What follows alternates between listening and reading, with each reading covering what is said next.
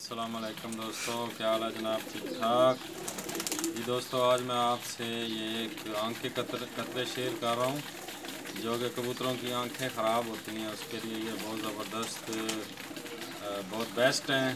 इसका नाम है जी बीटा बिसोल एन। ये दिखा रहा हूँ मैं, उर्दू में भी लिखा है और इंग्लिश में भी। एक सुबह के टाइम डालें, फिर रात के टाइम डालें। 2 ही दिन में इंशाल्लाह ताला आपके कबूतर की जो आंखें ख़राब है ठीक हो जाएंगी।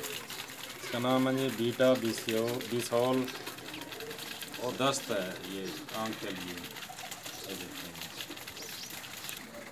ये देखें जी, ये आँख में कतरा डालना है एक तरफ, दूसरा एक तरफ।